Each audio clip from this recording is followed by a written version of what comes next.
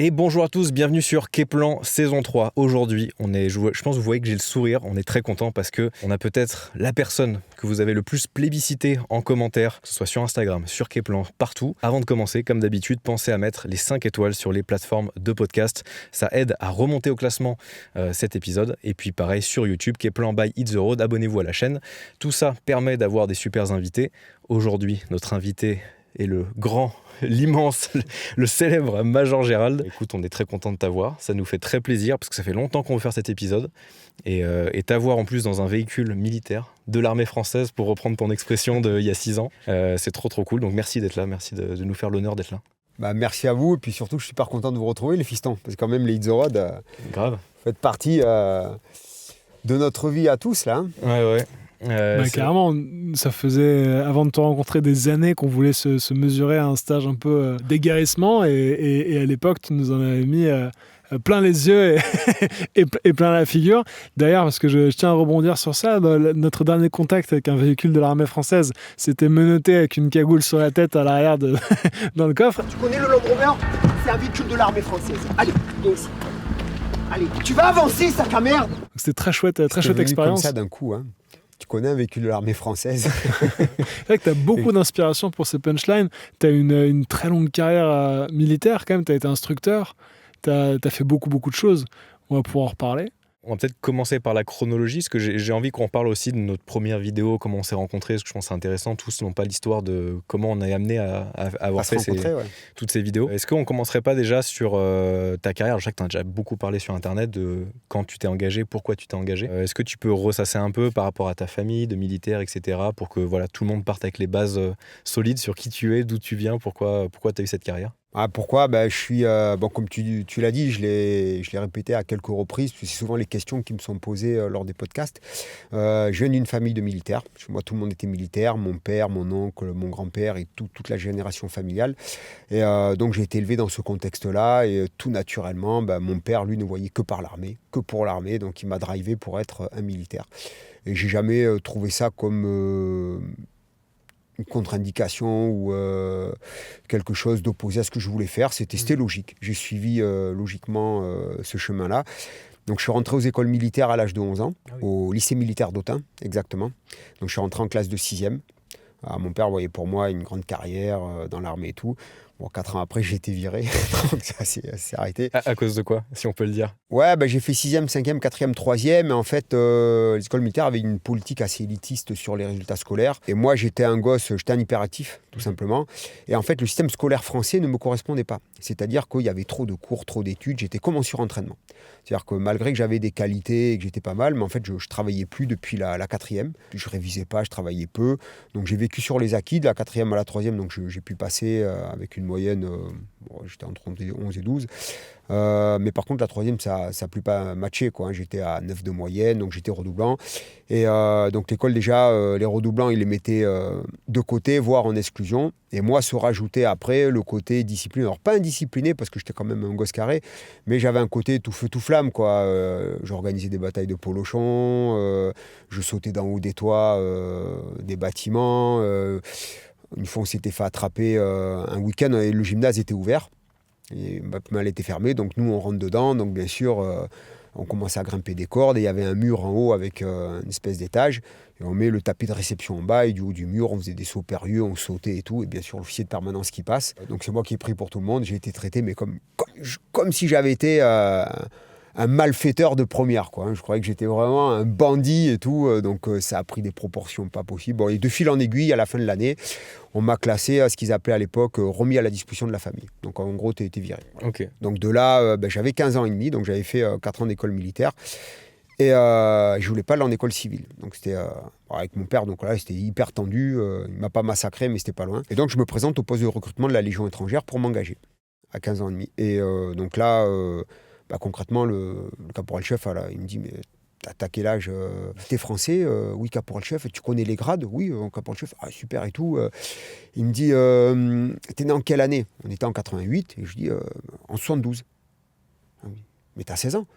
Et, oui, bientôt, dans 6 mois, à la fin de l'année. On était en juin, c'était le 3 décembre. Il me dit, non, mais je peux pas te prendre, c'est minimum 17 ans. Et donc là... coup de tonnerre, donc je rentre chez moi, entraînant des pieds, etc. Et donc j'ai attendu 1 an et demi et je me suis engagé à la Légion étrangère plus tard. Alors souvent la question est posée, pourquoi la Légion étrangère? Donc, parce que c'est un côté mythique. Quand j'étais aux écoles militaires, il y avait des cadres issus de tous les corps d'armée. Tous les enfants étaient des enfants de militaires.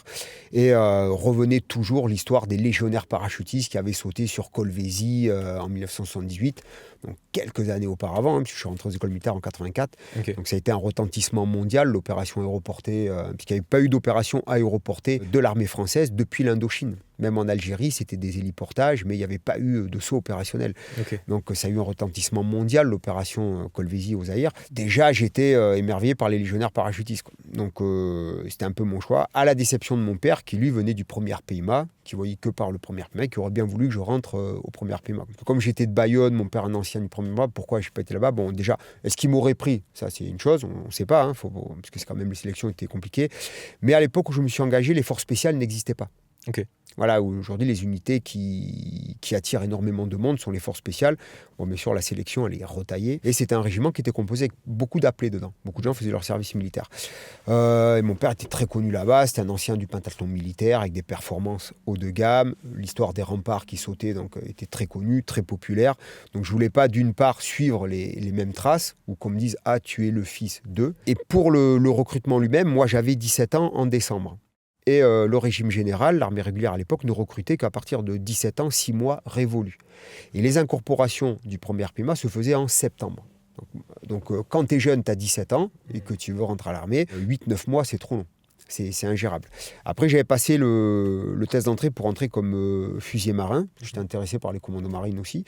J'avais passé la première partie du test en janvier 90 et j'ai réussi la première partie. Okay. Test un peu intellectuel, psychotechnique, un peu un ensemble sous forme de QCM. Et on a les résultats le jour même. Ils me disent, bon voilà, donc c'est bon, le quota de points pour être fusilier marin est suffisant, on va vous reconvoquer pour des tests psychotechniques, des tests médicaux, etc. Et si c'est bon, vous serez incorporé fin mai, début juin. Et là, pareil, trop long. Et la Légion, en fait, j'attendais la Légion...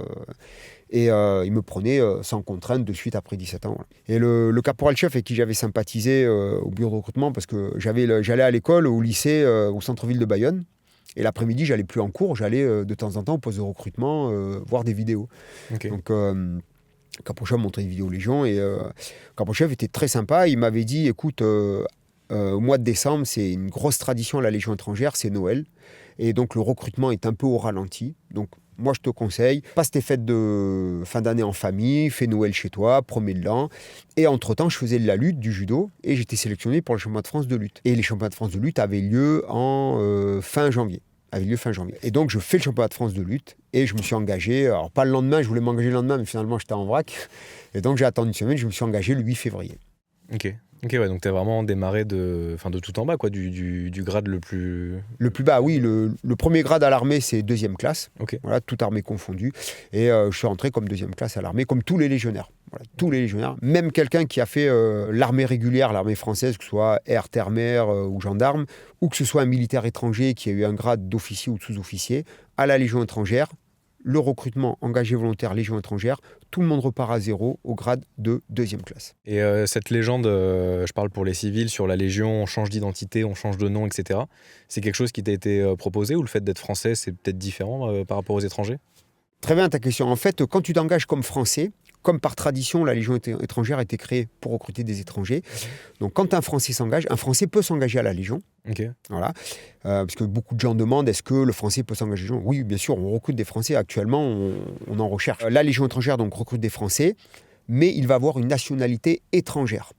Okay. Voilà. Et on leur propose une nationalité francophone. Donc, ça va être suisse, canadien, luxembourgeois, belge. Okay. Il y en a une autre, j'ai plus en tête. Pas, okay. Et moi, par exemple, on m'a mis une nationalité canadienne. Okay. J'étais né à Montréal. Alors moi, on m'a changé 2 choses, c'est ça et la date de naissance. Comme j'étais mineur à l'engagement, on m'a rajouté 1 an. J'étais plus né en 72, j'étais né en 71. Et donc là, si tu allé au Canada... Non, ça ne marche pas. Ah, d'accord. Parce que tu as une carte d'identité militaire uniquement. En fait, tu n'as plus de papiers. Quand tu rentres à la Légion étrangère, on te garde tes papiers, tes vrais papiers. La Légion, au niveau de la division de sécurité, les conserve. Et tu vas évoluer avec ta carte d'identité militaire qui n'est valable que pour la Légion étrangère. C'est-à-dire que là, c'est les premières années que tu appartiens complètement à la Légion étrangère. tu peux plus voyager, partir Voilà, en c'est- vacances. Donc toute la légende urbaine qui vient d'eux, tu n'as pas le droit d'avoir une voiture, pas le droit de te marier, etc. Parce que la Légion va protéger ton nouvelle identité. Et ça, c'est vraiment intéressant pour les gens qui ont un passé antérieur qui n'est pas en leur faveur. Un petit passé judiciaire, qui ont servi dans l'armée du régime général. Donc tu ne peux pas t'engager à être deuxième classe avec X années de service. Donc tu repars à zéro. Ok. Et après, au bout d'un certain nombre d'années, tu peux demander la rectification de situation militaire et reprendre ta véritable identité, avoir une vie normale. Les premières années, tu appartiens à la Légion étrangère, tu vis légionnaire, caserne, légionnaire, mission, etc. Quand tu Ça parlais ne t'empêche de... pas d'avoir des quartiers libres de sortir en ville. Mais tu n'as pas, voilà, tu peux pas te marier, toutes ces choses-là. Quand tu parlais d'antécédents judiciaires, est-ce qu'il y en a qui pourraient bloquer un recrutement ou aucun antécédent judiciaire ne pourrait particulièrement bloquer Au jour d'aujourd'hui, donc c'est très très filtré, surtout que la Légion étrangère a le bras long au niveau de la sécurité, beaucoup de contacts, ils sont même en relation avec Interpol. Donc quelqu'un qui a des antécédents judiciaires lourds ne rentrera pas à la Légion étrangère. Ok. Voilà, les crimes de sang, trafic de drogue, pédophilie, quoi que ce soit, c'est porte fermée. Ensuite, ce sera du cas par cas, c'est-à-dire que par exemple, quelqu'un qui a, je sais pas moi, un vol à l'étalage éventuellement, ou un délit de fuite en voiture, un exemple, hein, peut-être qu'au cas par cas, par rapport à l'individu, à ses compétences, à ses qualités, peut-être qu'il sera recruté. Ok. Mais en règle générale, aujourd'hui, c'est quand même très verrouillé, très fermé. Et le process de recrutement, pardon, pour un étranger, où est-ce qu'un étranger irait pour être recruté ? Sur tous les postes d'information Légion étrangère en France, donc essentiellement, là, aujourd'hui, sont les villes principales comme Lyon, Paris, Toulouse, Bordeaux. L'individu se présente au poste. Là, il a une petite présélection. Et Strasbourg, et toutes les grandes villes. Une fois que cette sélection est passée avec un petit test médical, il est directement acheminé sur Aubagne. Okay. Voilà. Et quelqu'un qui arrive, par exemple, de l'étranger, notamment des pays du Sud, en fait, c'est plus facile de venir directement à Aubagne, puisque tout est acheminé sur Aubagne. Le mec qui s'engage à Strasbourg ou à Paris, il sera descendu sur Aubagne, parce qu'à Aubagne, il y a le centre de sélection et d'incorporation, où là, toute la batterie de sélection est mise en place. Tests médicaux, physiques, psychotechniques, l'entretien et l'enquête. Et j'avais en tête la coupe de cheveux. Est-ce que la coupe de cheveux est obligatoire à l'incorporation ? Oui, si tu es sélectionné, bien sûr, on te coupe les cheveux. Ok. Alors toi, si tu es sélectionné, voilà, c'est... Boule à Z. Ouais, au début, c'est boule à zéro. Okay. Et la barbe aussi ? Et après, tu... Oui, tu es rasé automatiquement. Ah, d'accord. Ah, okay. non. Ah oui, oui. Je repars imberbe et... Complet. Rasé, barbe et tête. Ouais, et puis après, j'ai le droit ou... Le droit à quoi ? À faire repousser mes cheveux et ma barbe ? Non, tu auras une coupe de cheveux comme moi, à peu près. Okay. Tu vois, c'est un peu c'est la coupe réglementaire. Alors, réglementairement, si on applique le règlement de l'armée française, quand tu portes une coiffe, si tu retires la coiffe, on ne doit pas voir la marque de la coiffe sur les cheveux. Si on voit la marque de la coiffe, c'est que les cheveux sont trop longs. Donc ça offre quand même une certaine liberté de longueur, quelque part. Mais la Légion étrangère, on a tous les cheveux rasés sur le côté. Voilà, c'est du 2 mm, 3 mm maximum. Et ensuite, le dessus, il y a toujours un décalage entre le dessus et les côtés, voilà, qui permet d'avoir une tête homogène. Mais sinon, à l'instruction, non, c'est complètement boule à zéro. Et autrement, pas de moustache, pas de barbe pour personne. Non. D'accord. Mais ça, c'est réglementaire. C'est obligatoire. D'accord. En fait, déjà, pas de barbe, c'est une question d'hygiène pour le combattant. Déjà, si tu es dans le cadre du combat au niveau nucléaire, biologique, chimique, tu as un masque à gaz à mettre, l'ANVP maintenant, appareil normal, la vision panoramique, qui te protège de respirer le gaz. Et là, à ce moment-là, tu ne dois pas avoir de barbe ou de poils. Tu vois, pour être encombré. Et ensuite, c'est une question d'hygiène. Parce que quand tu es légionnaire, c'est un homme de terrain. Donc, quand tu fais du terrain, bah, bien sûr, tu es rasé de près. Ça évite tout ce qui est infection, etc. Mais c'est vrai que juste en plongée sous-marine, moi avec la barbe, surtout au niveau de la moustache, le masque, il n'est pas super hermétique et je comprends ce que tu dis. Ouais. Et donc toi, quand tu t'es engagé, tu as suivi tout le process classique. Comment ça se passe du coup ? Donc tu as ces 4 mois d'incorporation et après... d'instruction. Et après, tu as été déployé à quel endroit ou qu'est-ce que...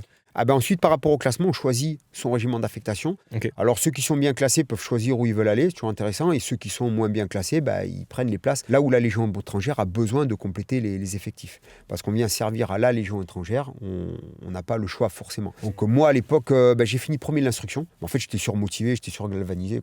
J'étais content de tout. Hein. Donc, fatalement... Donc ça t'a plu dès la première seconde, tu t'es dit, c'est vraiment ça que je veux faire, quoi. Alors, j'aurais aimé plus physiquement. Ah ouais ?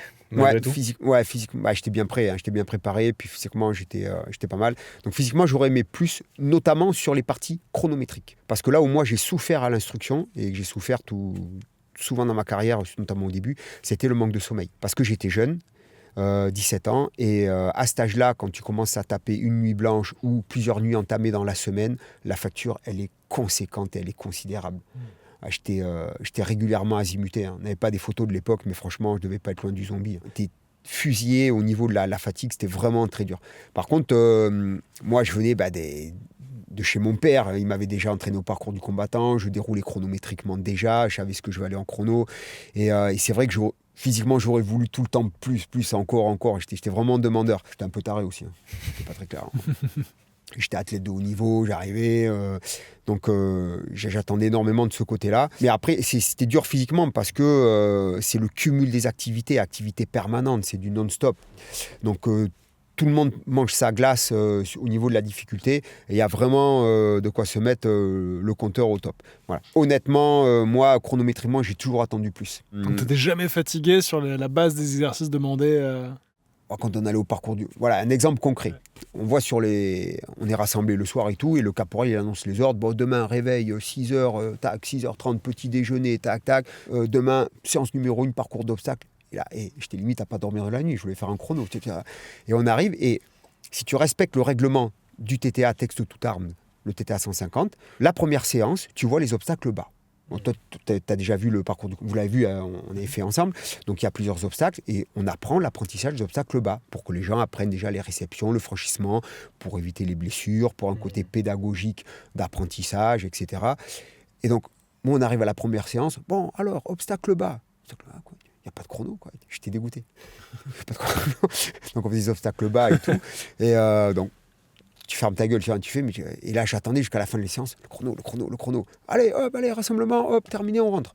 Putain, j'étais furax. Tu sais que pour la petite histoire, le premier parcours du combattant ever que j'ai fait dans ma vie, c'est au premier Pima. Oh. Parce que donc moi j'ai toujours rêvé d'être commando quand j'étais plus jeune. Et tu m'en as parlé. Ouais. Et du coup j'avais fait une préparation militaire au premier Pima. J'en ai peut-être parlé dans un podcast, mais comme je suis avec toi, je la repartage. Donc ça avait été vraiment 2 semaines incroyables. J'avais 16 ans.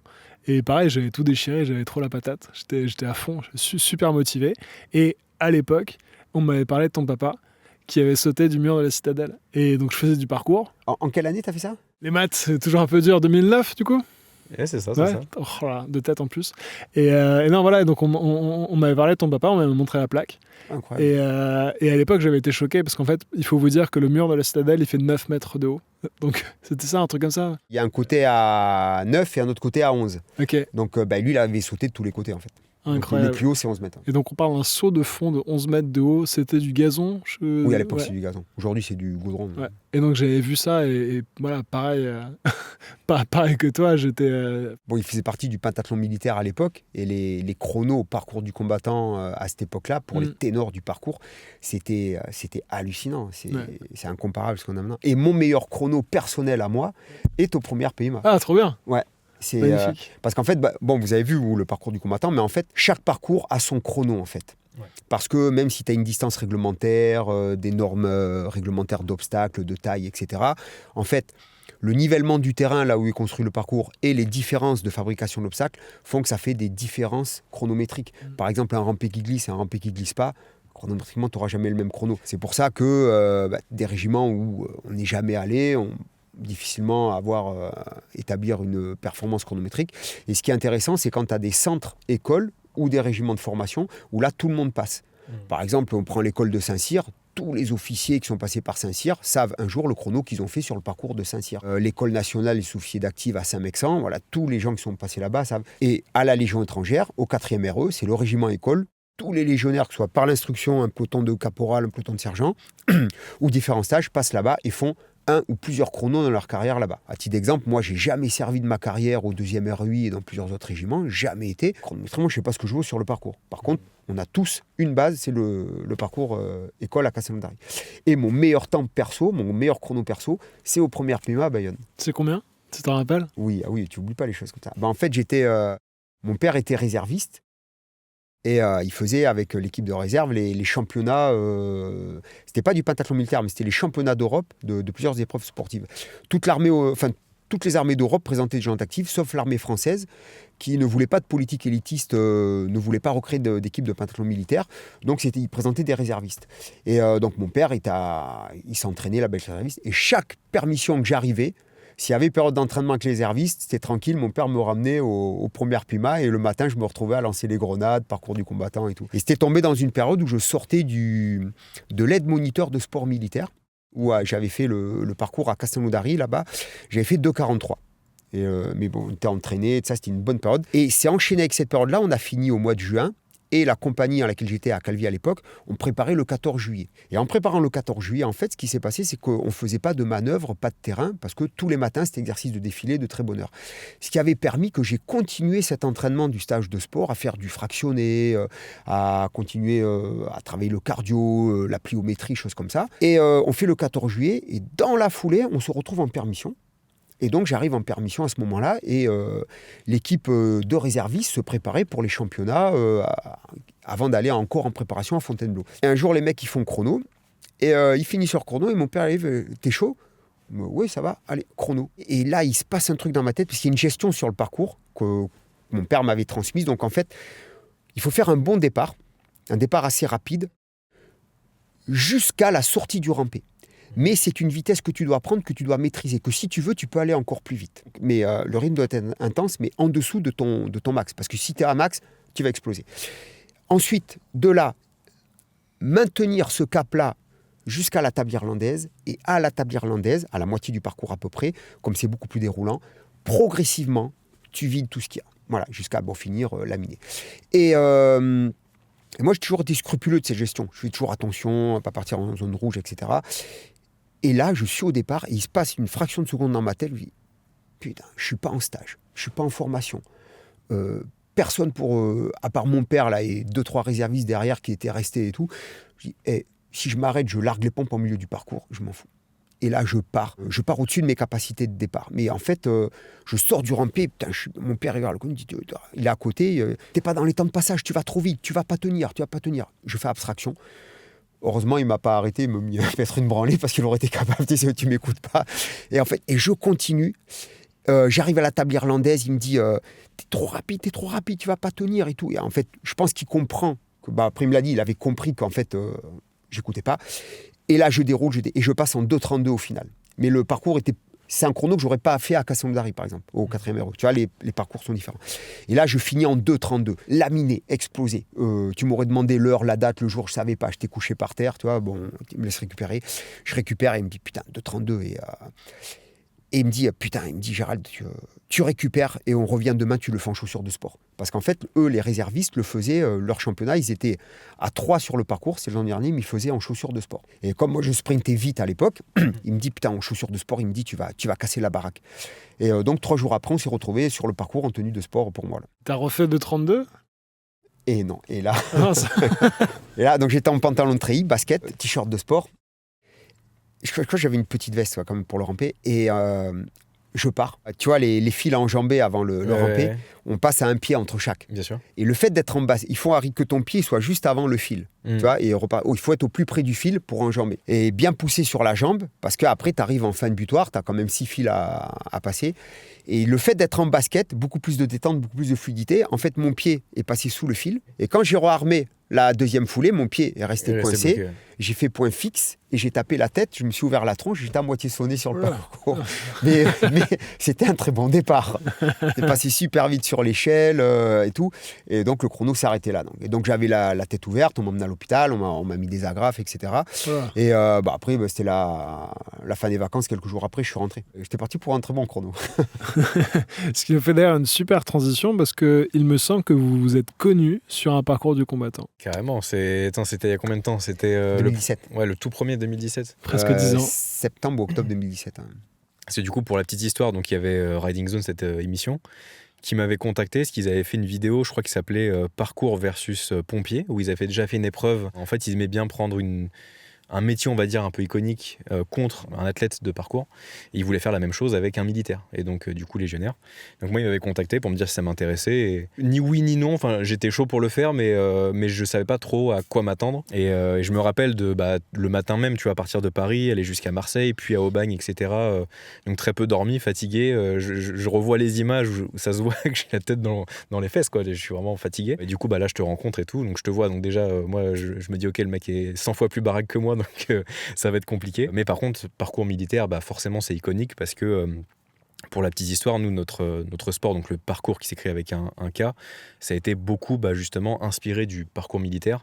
Je vais pas faire tout le résumé, mais en gros, le gars qui est à la base du parcours, notre sport, le parcours urbain, en fait, son père était pompier de Paris. Et donc, tu m'as expliqué, c'était l'acteur qui avait fait Banlieue 13. Exactement. Et donc son père, à lui, était pompier de Paris. Il s'appelait David Bell. Exactement.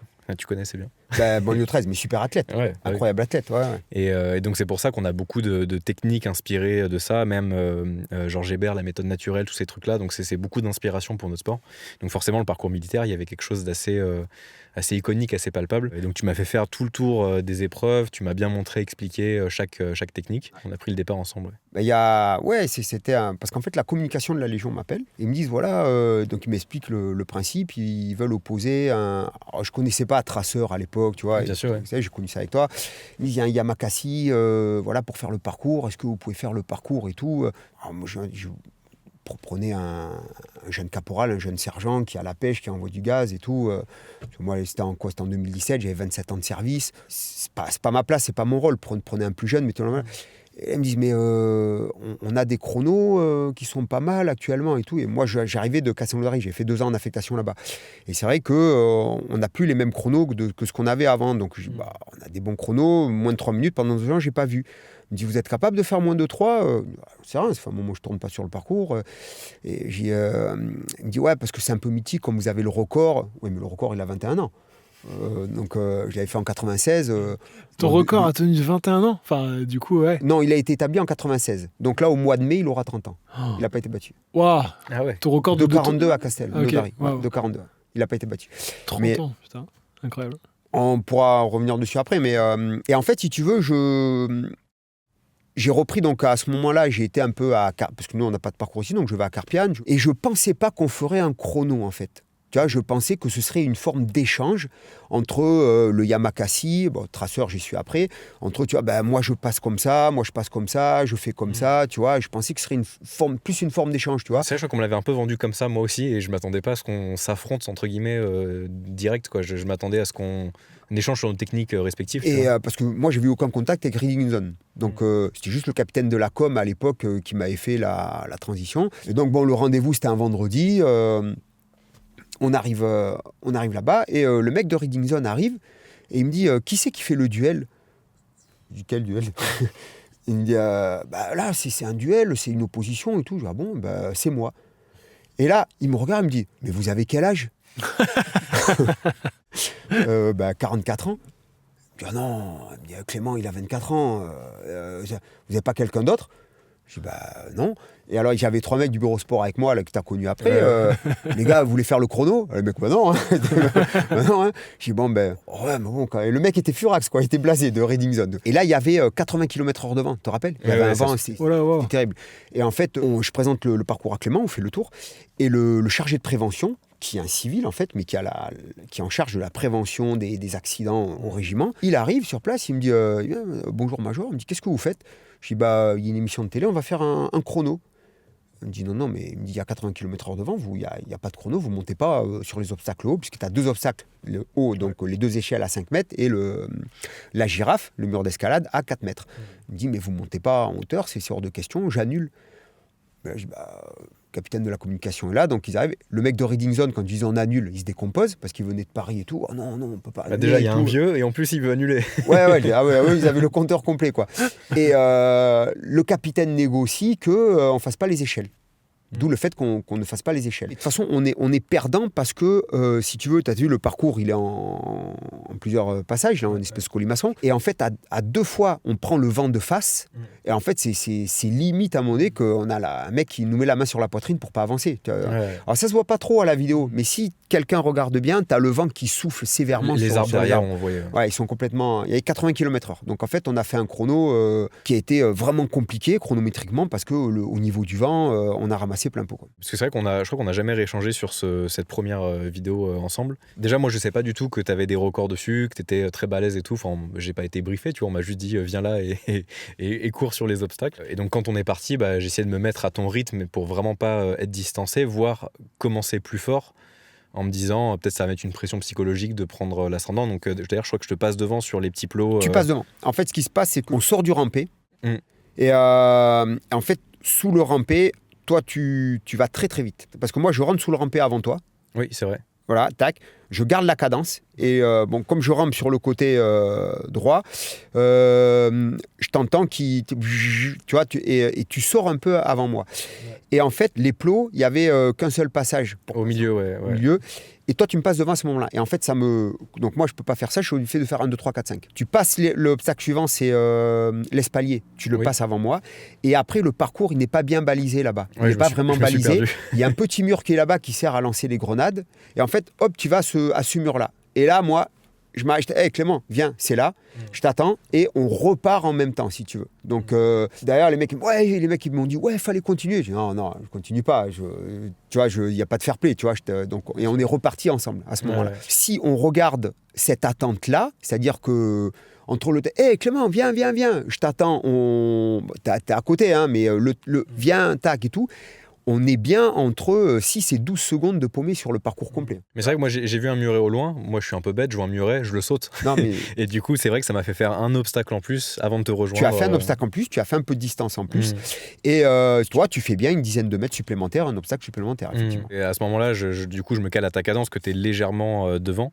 Et c'est vrai que tout le long, j'étais trop bien. Vraiment, j'ai du plaisir, j'allais vite, j'étais content. Le rampé, j'avais jamais fait de ma vie, tu m'avais expliqué avant. Et grâce à tes conseils, je me suis senti glisser tout seul sous les barbelés, donc c'était très agréable. Et une fois que tu passes la planche et que tu as une longue traversée en plein milieu, où c'est que des petits obstacles à la con, pas très fun, j'ai envie de te dire, là, d'un coup, j'ai senti le cardio qui a commencé à taper et qui m'a vraiment agressé la poitrine. J'ai vraiment senti ça. Est-ce que c'est le chapeau de gendarme, le truc qui descend, remonte et redescend là ? Ouais. Cet obstacle-là, j'étais bien cramé. Et à l'entraînement, je sautais directement au milieu et je ressortais avec un deuxième saut. Et là, je l'ai fait et j'étais ric-rac de chez ric-rac. Et là, tu as commencé à vraiment me distancer. Et puis après, la girafe, etc., tu étais loin devant. Et ça m'a surpris parce que, par exemple, la girafe, pour nous, c'est pas très haut. Mais avec le cardio entamé, où j'avais les cuisses qui étaient mortes, les bras qui tremblaient, en fait, j'étais super précautionné parce que j'avais qu'une peur, c'était de rater un appui et de tomber de tout en haut, quoi. Donc c'est vraiment, je me suis rendu compte sur la deuxième partie que c'est pas les mêmes efforts qu'en compétition de parcours. Là, on est sur du 40 secondes en compétition.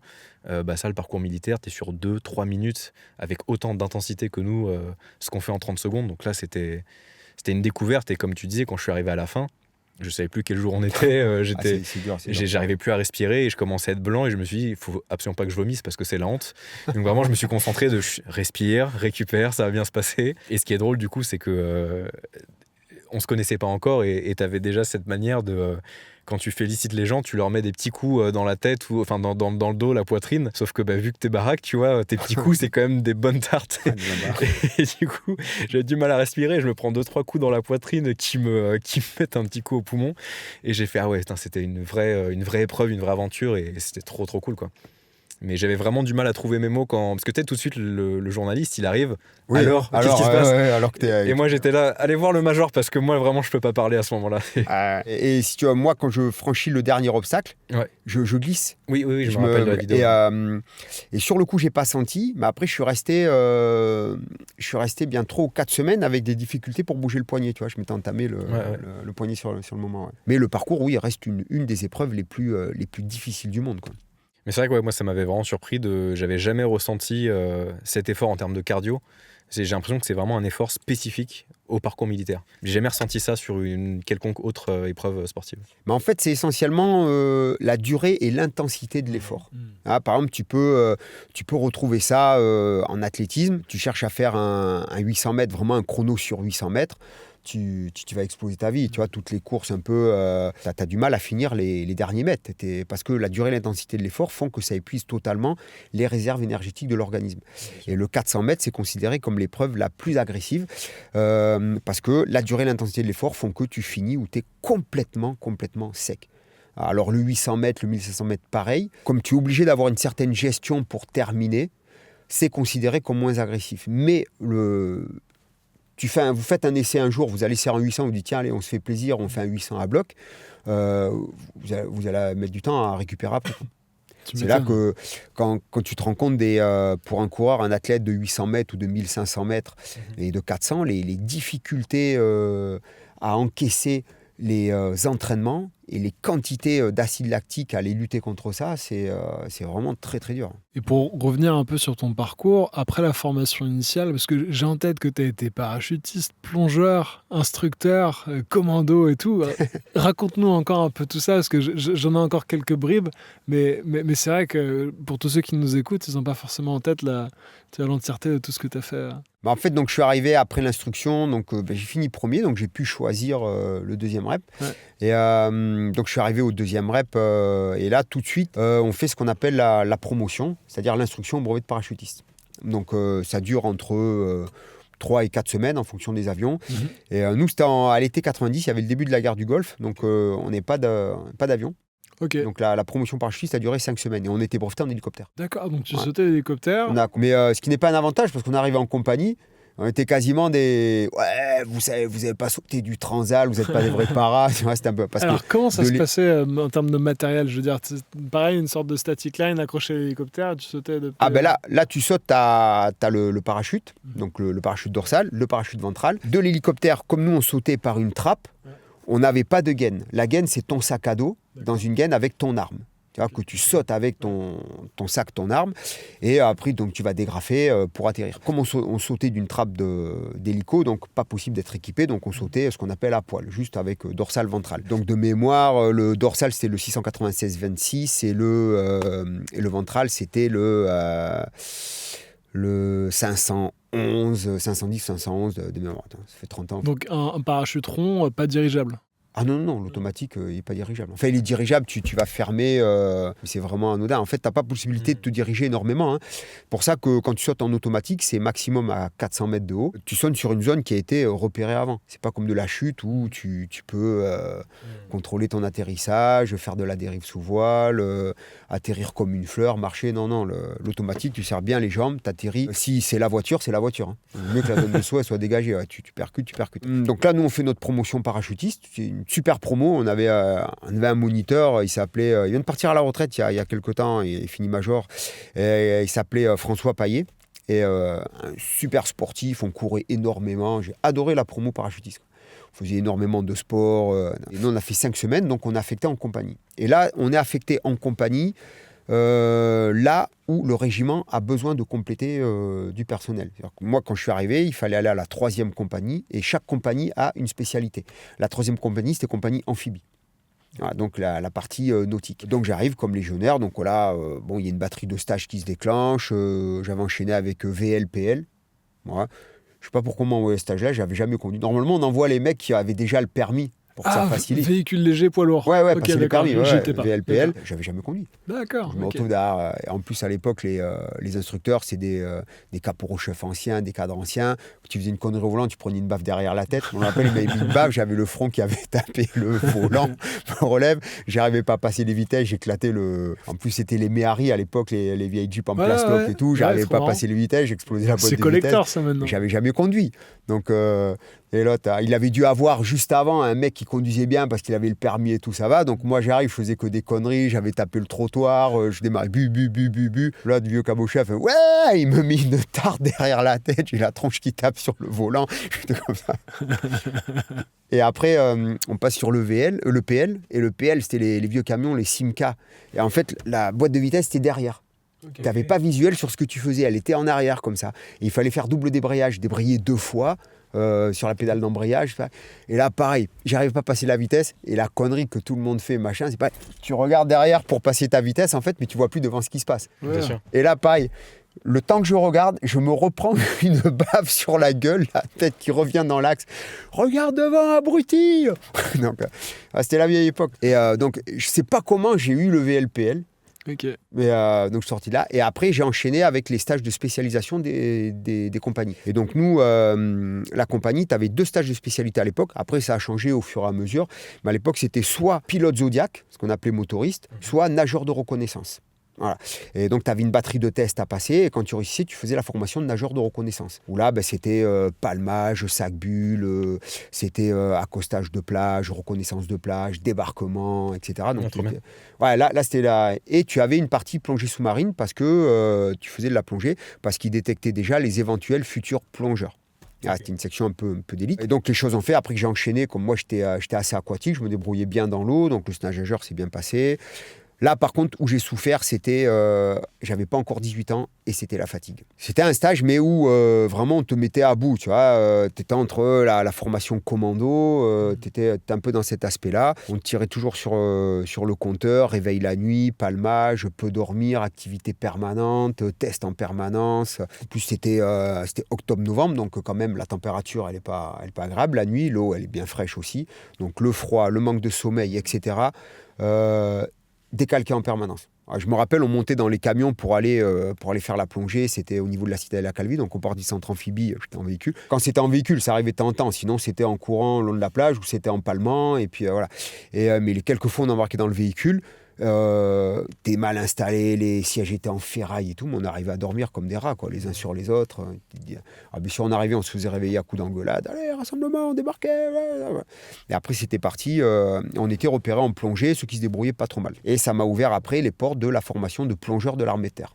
Donc j'avais été faire le stage de plongeur de l'armée de terre en 1992. Et à l'époque, les plongeurs de l'armée de terre étaient formés à Lavalbonne, à côté de Lyon, parce que tu plongeais en eau intérieure, c'est-à-dire en lac et en fleuve. Pourquoi ? Parce que les plongeurs de l'armée de terre servaient à l'aide au franchissement des véhicules blindés. Okay. Ils assuraient la sécurité quand un véhicule blindé franchissait un fleuve, que s'il y avait un souci, donc le véhicule coulait, les plongeurs allaient chercher l'équipage pour les sortir et les secourir. Après, tu avais tout ce qui était reconnaissance de berge, etc. Mais pareil, le stage plongeur était quand même relativement difficile sur le plan physique, sur le plan technique. Il y avait beaucoup de contraintes. Et du coup, aujourd'hui, ça a évolué, justement. Est-ce que c'est toujours aussi difficile en termes de sommeil, d'épreuves sportives, ou ça reste quand même très rustique, très difficile? Non, je pense que il y a toujours des contraintes quand même. Après, ça évolue au fur et à mesure. Ils ont supprimé un test à l'époque qui était le décaplage-reclaplage. Alors, il y avait des fosses de plongée à l'école de plongée. Alors maintenant, elle n'existe plus, cette école, elle a été déménagée à Angers. Il y avait des fosses de plongée. Tu avais 8 mètres et 15 mètres de fond. Et le test, c'était... donc, tu étais équipé complet et on avait des néoprènes de 7 mm, donc c'est assez épais, avec des gants de 3 doigts. Le test, c'était donc, on descendait au fond, on était à 8 mètres de fond, et face au moniteur.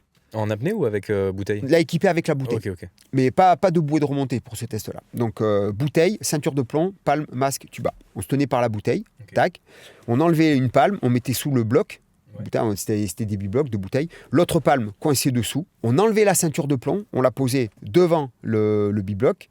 Donc on se tenait à la bouteille parce qu'on commençait à remonter, parce que la flottabilité de la néoprène te faisait remonter. Et là, on faisait aucun moniteur, dernière inspiration, on posait l'étendeur, et là, il fallait contrôler sa remontée. Et là, il déclenchait le chrono à ce moment-là. Il fallait contrôler la remontée parce qu'il ne faut pas faire bouchon pour éviter la surpression pulmonaire, et surtout, tu étais contrôlé sur les anses aquatiques. Si tu remontais en bouchon, etc., donc tu étais éjecté du test. Donc il fallait contrôler ta remontée. En haut, tu avais le masque, tu mettais le tuba, il fallait repérer où tu étais, piqué canard, descente. Et là, en fait, la difficulté, c'est que tu n'avais pas de ceinture de plomb. Il fallait tracter toute la néoprène à 8 mètres. Et là, le problématique, c'était au niveau des oreilles. Parce que les mecs décompressaient pas. Parce que le fait de décompresser t'empêchait de tracter. En fait, t'arrêtais le tractage à un moment donné. Et certains remontaient. Et donc, il y en a qui, pour ne pas avoir cet effet de remontée, ne décompressaient pas et les tympans, bim, bim, bim. Donc ce test a été arrêté à cause de ça. Après, il y avait beaucoup d'échecs aussi. Donc il fallait descendre. Et si on arrivait à arriver au fond, commencer par la ceinture et accrocher la ceinture quand tu as les gants 3 doigts à 7 mm, pas facile. Hein. On s'entraînait en chambre, il fallait mettre les gants et s'entraîner à manipuler la ceinture comme ça. Parce que tu la passes comme une ceinture classique, quoi. Donc avec 3 doigts. Ouais, t'as les 2 clapets métalliques métal, que tu engages l'un dans l'autre comme ça. Et il fallait mettre avec le côté de l'accroche de la sous-cutale dessous, pas dessus. Sinon ça comptait pas. Donc, clac, si tu arrivais à boucler la ceinture, faire OK au moniteur et respirer, moins de 6 minutes, là tu étais validé. Et après, une fois que tu avais là, tu mettais tes palmes, tu mettais ton bille, bloc, ça c'était réglé, c'était simple. Et il y en a, si tu veux, donc ils descendaient, ils décompressaient, donc en décompressant, ils remontaient, ils n'arrivaient pas à tracter la néoprène. Il y en a qui décompressaient pas pour justement continuer les oreilles, boum boum. Et une fois, j'avais vu un mec, pareil, il descendait, c'était à l'entraînement. Il commence à attraper le détendeur, il respire dans le détendeur et en fait, il remonte et la bouteille qui suit avec le détendeur, tu sais, il est en train de remonter à la surface. Et donc l'instructeur qui l'a suivi, et en haut, il a pourri. Et après, la formation, parce qu'on plongeait au lac du Bourget à l'époque. À côté de Chambéry, du coup. À côté de Chambéry, très bien. Alors, pas de bol, j'ai fait le stage janvier, février, mars. Parce que c'est plus agréable d'aller le faire en mai-juin, tu vois, mais bon, pas, dans la catégorie pas de bol, toujours. Donc janvier, février, mars. Et là, quand tu es au bord du lac ou au bord du Rhône, on plongeait dans le Rhône aussi, tu sors la néoprène en plein hiver, qui a gelé, donc tu as de la glace sur la néoprène, il faut la tremper dans l'eau, qui est le lac du Bourget, il devait être à 7-8 degrés. Pour casser la glace, pour pas péter la néoprène, tu la trempes dans l'eau et après toi, tu te mets dans la néoprène. Ouais, c'est des sensations qui sont terribles. Là, le froid, tu connais, quoi. Après ça, tu as été déployé du coup ? J'avais été déployé avant en opération. D'accord. Ma première opération, c'est décembre 90. Ok. Donc voilà, c'était le Tchad. Là, j'avais pas encore 18 ans. On part le 1er décembre et je fais le 10 décembre 18 ans au Tchad en opération. Ah, tu pouvais être déployé avant 18 ans ? Mais une fois que tu étais à la Légion, c'était en avant-marche. Ah d'accord, ok. Donc moi, j'en m'avais rajouté 1 an, comme je t'ai expliqué, donc j'étais compté avec 18 ans. Oui. Et en avant la musique, j'étais cané, ils ont renvoyé un petit truc à mes parents. Bon, voilà, et puis ça se clôturait comme ça. T'es légionnaire, t'es au service de la France, et t'es mort en opération, tu t'es engagé pour ça. Voilà. Donc ma première mission, c'était le Tchad. Et là, on est resté 3 semaines. Donc on est rentré... c'était 1er 21 décembre, 3 semaines pile. Donc on rentre à Calvi. Calvi, on fait les fêtes de Noël, etc. Et le 2 janvier, on part pour Djibouti, pour une mission classique, normale. Et en fait, éclate la guerre du Golfe.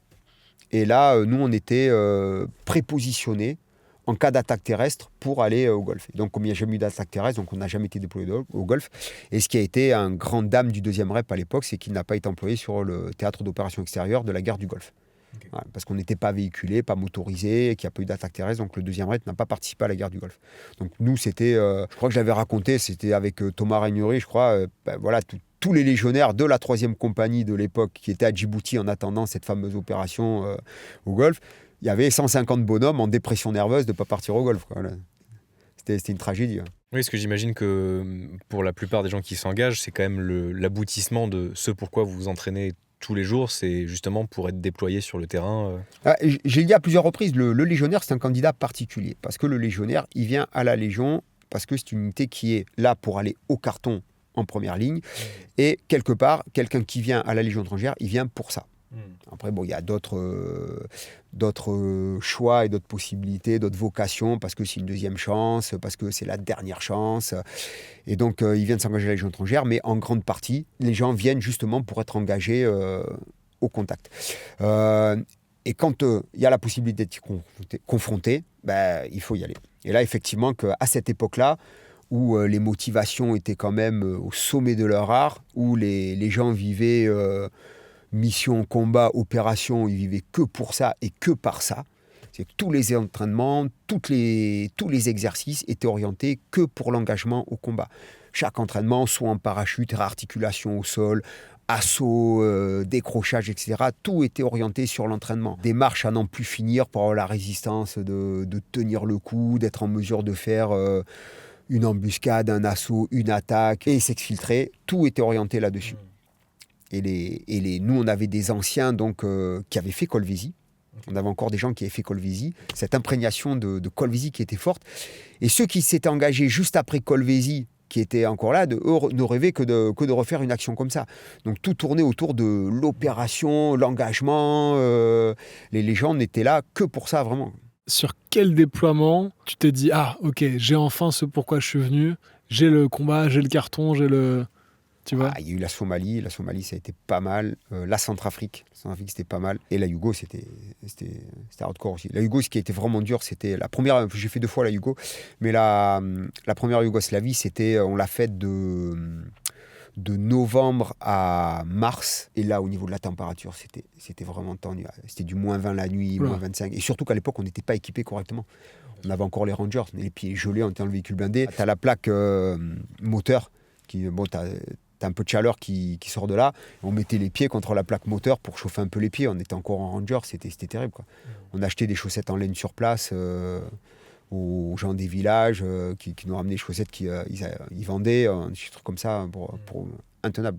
Ah, le froid, c'est dur. Hein. La fatigue, c'est quelque chose, mais le froid, c'est... Ah ben, quand t'as les deux, c'est bien. Ouais. Quand t'as les deux, c'est bien.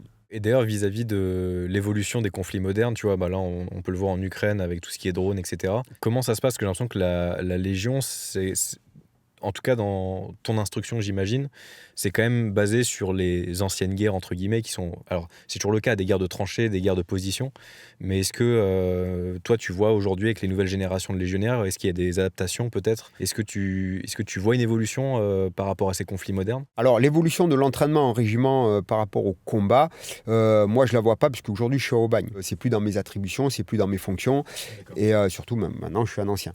Donc, mais dans les régiments, en fait, l'entraînement est toujours maintenu, parce que la Légion étrangère, il y a certaines équipes comme ça, comme le groupe de commandos parachutistes au 2e rep, les commandos montagne ou les plongeurs dans les régiments de génie, qui eux peuvent avoir des missions plus précises de cet ordre-là. Sinon, après, la Légion étrangère, c'est une force de mêlée. C'est une force en grand. Ce sont des sections, des compagnies qui vont intervenir, des régiments qui vont intervenir.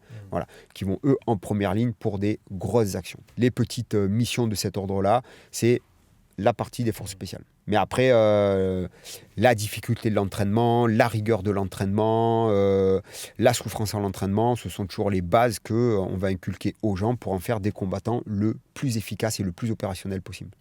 Et pour revenir sur les vidéos qu'on a fait ensemble, donc à l'époque où on avait fait donc ensemble sur Riding Zone cet affrontement sur le parcours du combattant, de là on avait lié une vraie amitié, et du coup on s'est dit tiens, nous à ce moment-là on lançait un petit peu aussi notre chaîne YouTube, on s'est dit ce serait trop cool de faire plusieurs épisodes pour revivre un peu ça, mais aussi vivre une sorte de, pas de stage commando, mais sentir un peu ce que c'est la confrontation en vrai, et puis cette volonté aussi de faire un parcours urbain comme on l'avait imaginé sur le précédent projet, où l'idée c'était un échange de techniques entre nous les traceurs, vous les légionnaires, comment on passe les obstacles urbains, comment on pourrait peut-être adapter certaines techniques pour être encore plus efficace sur du franchissement. Et donc à ce moment-là, il n'y avait pas encore ce truc de Major Gérald, etc. T'étais un légionnaire parmi d'autres, mais t'avais pas été encore non plus trop exposé médiatiquement, même s'il y avait eu cette histoire de Riding Zone. Est-ce que tu as senti un avant et après ces vidéos qui fait que ça a créé...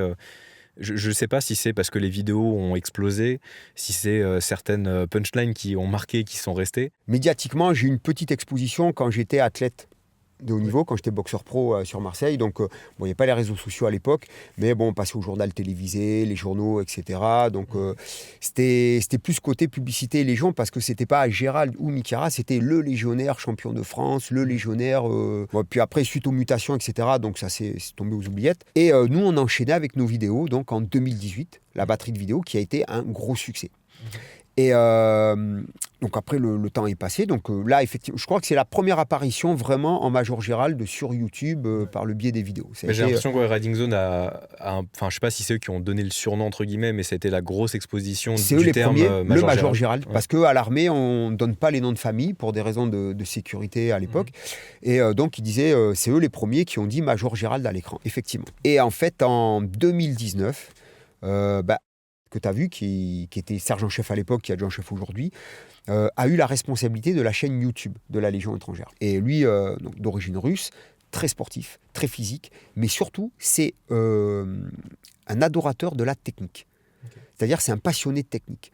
Au-delà du côté physique, tu vois, tout ce qui est très technique, comme l'haltérophilie, la technique au rameur et tout, il va être passionné par l'apprentissage du mouvement, développer ça. C'est un véritable sportif dans l'âme. Et donc, on lui donne la responsabilité de la chaîne YouTube qui, à l'époque, avait, lui, quand on lui a donné, il avait 12 000 abonnés. Et il n'y avait que des vidéos de prise d'armes, repas, festivités. Donc la chaîne était un peu pas très vivante. Et il vient me voir, il me demande un entretien et il me dit voilà, Major, ça je l'avais expliqué déjà pleuré, Major, voilà, j'aimerais faire des vidéos avec vos séances d'entraînement. Et je regardais pas trop, mais le peu que je voyais, à chaque fois que je regardais un peu YouTube, il y avait que des vidéos de sport, de sportifs, de gens qui. Je dis écoute, ouais, mais écoute, moi chaque fois que je vois YouTube, il y a des milliers de mecs qui font ça. Comment tu veux sortir du lot? Et il m'a bien parlé, il m'a fait plaisir. Il me dit Major, vous êtes une personnalité, vous êtes un ancien athlète, vous présentez bien les choses, faites-moi confiance, ça va marcher. On fait que bon. Et on va voir le colonel de la communication de l'époque, et donc on lui propose de faire des vidéos de sport pour la chaîne Légion. Et lui, c'est bof. C'est ni oui ni non, bof. Allez-y, essayez. Et donc à ce moment-là, j'étais sur les grimpés de corde parce que dans ma carrière, j'ai fait énormément de cours pour le grimpé de corde, pour former les gens. Parce qu'ils vont en stage, en formation, et de partout à l'armée, à l'époque, tu avais des grimpés de corde, chronométrés, etc. Donc il fallait que les gens arrivent le plus performant possible. Donc j'ai entraîné, sans me vanter, mais j'ai entraîné des milliers de gens au grimpé de corde. Et je dis, écoute, actuellement je suis sur les grimpés de corde, si tu veux, je te montre techniquement comment apprendre à monter la corde pour quelqu'un, une fille, un homme, mais qui n'y arrive pas. Et donc on fait cette vidéo-là, et pour la chaîne Légion, c'était un carton. Dès qu'elle est sortie, pour la chaîne, ça a fait, je sais plus, elle a atteint rapidement les 100 000 vues. C'était un truc assez conséquent pour la chaîne Légion. Et là, ça s'enchaîne. Donc on fait une 3e, une 4e, et de là, ça commence à s'engager. Pourquoi ? Parce que la division sécurité a un questionnaire préétabli où il demande aux gens pourquoi tu t'engages, comment tu as connu la Légion, qu'est-ce qui te fait venir à la Légion, un peu dans ce sens-là. Et à un moment donné, je crois que c'est 2021-2022, il y avait 8 candidats sur 10 qui venaient pour les vidéos Major Gérald. Donc, en fait, en 2019, dès que ça a commencé, pourquoi tu t'engages, vidéo Major Gérald, donc ça a commencé à créer un certain engouement par rapport à ça. Et là, ils ont demandé un peu plus de vidéos. On a été un peu plus régulier sur les vidéos. Ariat et Benjamin, en fait, que tu connais aussi, étaient les deux, si tu veux, précurseurs de cette affaire-là. Et après, donc, ça a suivi son envolée. On essaye de faire des vidéos parce qu'après, eux, ils ont leur mission de com. Et moi, j'ai ma mission d'officier des sports. Donc, des fois, on n'est pas en adéquation au niveau du timing. Mais ça a été l'émergence des vidéos Major Gérald à la Légion étrangère. C'est fait comme ça. Mais c'est vrai que j'aime pas trop ce terme, mais en caricature un peu, tu as été le premier influenceur militaire, quelque part, en France. Alors, je sais pas. Parce que je crois pas qu'il y ait eu de figure aussi médiatique sur YouTube, je parle sur les réseaux sociaux, avant toi. J'ai l'impression que tu as été... Je peux pas te dire s'il y en a eu avant. Je sais qu'aujourd'hui, il y en a plusieurs. Il y en a même qui ont des... prends le sergent-chef Pepper, qui vient de partir à la retraite. Il est avec des millions d'abonnés sur TikTok, choses comme ça. Donc, est-ce qu'il était avant, après? Franchement, je sais pas. Après, il y a eu... il y a un engouement qui s'est déclenché, bien évidemment. Tu parlais d'ailleurs tout à l'heure que la Légion recherche plus de Français. Pas plus de Français. La Légion a besoin de Français parce que la Légion fait partie intégrante de l'armée française. Et donc, notre cursus de formation, pour faire l'amalgame, c'est que lorsqu'on a un étranger qui s'engage, on va, au moment de l'instruction, binômer un non-francophone avec un francophone. Okay, ouais. Ce qui permet qu'en plus des cours de français que va avoir le non-francophone, il va avoir une traduction auto-permanente. Donc, c'est un apprentissage qui est beaucoup plus rapide. C'est-à-dire que simplement le fait de retransmettre les ordres, dépêche-toi, prends ton pantalon, il y a rassemblement, une autotraduction permanente, ça c'est un verre, ça c'est une fourchette, ça va permettre aux légionnaires à la fin de l'instruction d'avoir un certain niveau en français, de pouvoir comprendre les ordres, les exécuter, rendre compte, donc d'en faire un combattant assez rapidement. Donc des fois, quand on manque de français, ça va être un français pour 2 non-francophones, voire 3 non-francophones. Et aujourd'hui, donc on a quand même moins de français, donc pour la formation, ça devient un petit peu plus compliqué. D'accord. Il faut adapter l'instruction, etc. Tu étais binômé avec quelle nationalité ? Moi, j'étais en trinôme, j'ai eu un anglais et un espagnol. Et du coup, tu as parlé anglais et espagnol à la suite ou pas ? Alors anglais, je parlais un peu parce que je sortais du lycée, donc je baragouinais. Je me débrouillais à peu près, mais j'ai jamais profité, tu vois, de toutes ces années à la Légion, même de mon séjour à Abu Dhabi, pour vraiment plus parler anglais. À chaque fois, je me dis, je vais m'y mettre. Quand je suis allé à Abu Dhabi en séjour, je dis là, je me mets à l'anglais. Mais t'as acheté des bouquins, l'anglais pour les nuls, des trucs et tout. Et là, les bouquins, ils vont bien, ils ne sont pas abîmés, ils sont toujours sur l'étagère, ils ne sont pas trop servis. Et l'espagnol, j'en ai fait 3 ans quand j'étais au collège. Je n'étais pas trop mauvais. J'ai tout oublié. C'est comme si j'avais rien fait. Mais dommage. Alors j'ai fait un petit peu au cours de l'instruction. Et tiens, d'ailleurs, ce serait quoi la nationalité la plus représentée au sein de la Légion étrangère? Aujourd'hui, Ouais, il y a aujourd'hui. 3 nationalités qui sont les plus représentées. Est-ce qu'on peut essayer de deviner? Allez-y. Moi, je pense qu'il y a des pays de l'Est. Moi, je pense qu'il y a Pologne. J'aurais dit Pologne aussi, peut-être en numéro 1 ou 2, par rapport aux expressions de Légion, les kurwa et tous ces trucs-là qui viennent un peu de là-bas. Ouais, j'aurais dit Pologne. Après, je pense qu'il y a sûrement un pays frontalier à la France. Ou Espagne, je pense. Non. Après, non, je pense qu'on a été influencé. Est-ce qu'il y a... Non, ouais. Bah, si je me base moi sur les expériences que j'ai eues avec la Légion, en plus de celles qu'on a fait ensemble, c'est vrai que j'ai rencontré un Polonais, un Vietnamien, donc je pense qu'il y a un pays peut-être d'Asie dans ce coin-là. En troisième, on dirait quoi, un Européen de l'Ouest, un Espagnol ou autre chose? Mais j'aurais dit colombien, mais c'est trop exotique. Je pense pas qu'il... Ouais. Ou alors proche Guyane peut-être, tu sais, s'il y a des gens qui s'engagent via le passage en Guyane, je sais pas. On dirait ça, un Polonais pays de l'Est, un Vous voulez Asiatique. que je vous dise oui ou non? Ouais, bah, Ouais, bon, carrément, dis-nous. dis-nous Ouais. directement la réponse.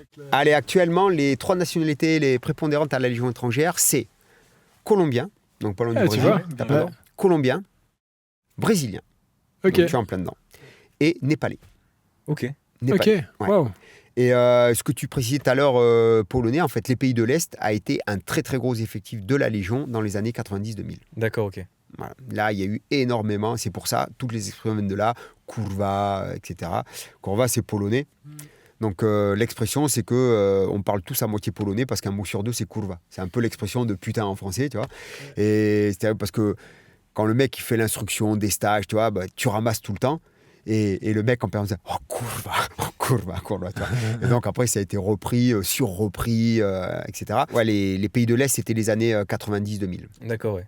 Et Voilà, et aujourd'hui, les 3 nationalités, ce sont ceux-là les plus prépondérants. Colombien, brésilien et le troisième Népalais. Népalais. Ok. est-ce que tu as une explication de pourquoi l'Amérique du Sud principalement, du coup Soit c'est des motivations vraiment purement militaires, parce qu'ils ne peuvent pas être militaires chez eux, ils peuvent donc enfin épouser le métier des armes en venant à la Légion étrangère. Et après, ce sont des raisons financières, puisque c'est des pays où le SMIC, on en parlait tout à l'heure, le SMIC est beaucoup plus bas. Donc tout de suite, avec un SMIC en France, en s'engageant, bah, ça leur fait un niveau de vie largement supérieur. Et je me demandais d'ailleurs à l'issue des années de service pour un légionnaire, est-ce que à la fin il peut avoir la nationalité française? Ah oui, non, mais un légionnaire peut faire la demande d'être naturalisé français au bout d'un certain nombre d'années de service. Ok. Voilà, en fonction de ses états de service, il peut faire la demande d'être naturalisé. À chaque prise d'armes, nous, on a des décrets de naturalisation qui sont remis au cours de la prise d'armes. Et nous, on a à la Légion étrangère le décret d'être français par le sang versé. C'est-à-dire qu'un étranger qui est toujours sous nationalité étrangère et qui est blessé en opération peut avoir la nationalité française par le décret, par le sang versé. Ok. D'accord. Pas français par le sang reçu, mais par le sang versé. Et là, le premier légionnaire qui a eu la nationalité française, c'est un Portugais, Ok. qui actuellement est toujours en activité et qui est major. Le prénom, c'est Joao. Et lui, il a été blessé après à l'opération en Côte d'Ivoire en fin 2002, début 2003. D'accord, ok. Joao, s'il nous écoute. Petit clin d'œil pour lui. D'habitude, c'est une question que j'aime bien poser à d'autres créateurs de contenu pour savoir un peu les chemins de vie. Et je pense que ça peut être intéressant avec toi. Dans un monde où, par exemple, soit la Légion n'aurait pas existé ou tout simplement il t'aurait refusé pour une raison X ou Y, est-ce que tu as une idée de quelle vie parallèle tu aurais pu avoir, quel métier, où est-ce que tu serais allé si toute la branche militaire avait été fermée pour toi? Eh ben écoute, je me pose souvent la question, c'est que moi j'étais athlète. J'avais obtenu une médaille d'argent au championnat de France de lutte en junior en janvier 90. Et ça m'ouvrait, si tu veux, les portes de la préparation, du centre de préparation olympique. Je crois peut-être été en équipe de France, peut-être en judo, j'étais pas mauvais non plus. Je commençais à émerger un petit peu. J'avais peut-être la possibilité d'aller en sport-études, mais en fait, comme j'avais des résultats scolaires, comme je savais que j'allais m'engager, je bossais pas. Mais l'entraîneur de l'époque avait proposé à mes parents que j'aille en sport-études de judo. Voilà.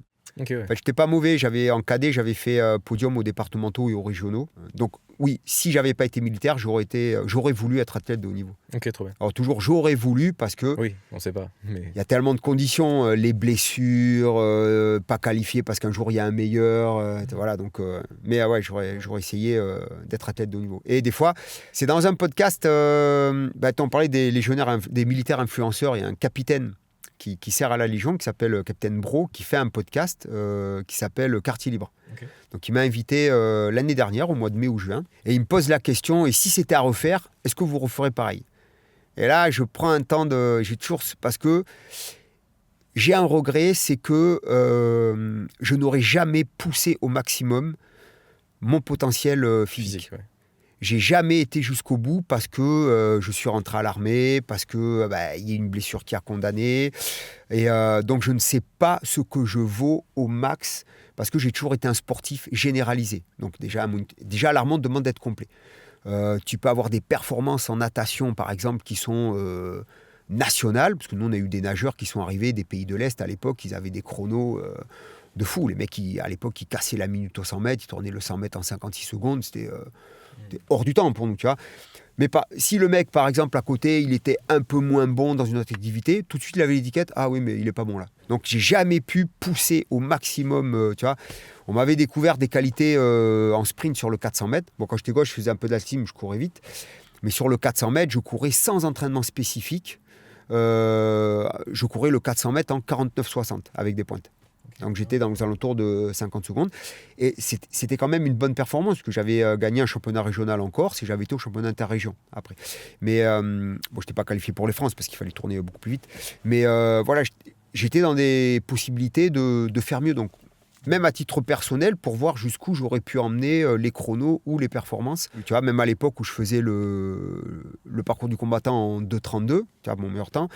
Et c'était une époque là où je courais le 400 en 50, voire moins. Je courais le 1000 mètres en 2,34. Et c'est des périodes où j'aurais pu exploiter le parcours du combattant, voir si je pouvais aller beaucoup plus vite. Alors, à titre personnel, parce que j'aurais jamais fait des temps... le meilleur performeur de tous les temps au parcours du combattant en tenue réglementaire, il s'appelait Lai Shin Kong. Okay. Ouais, c'est un mec qui avait été au 2e rep, après qui a été aux premières PMA.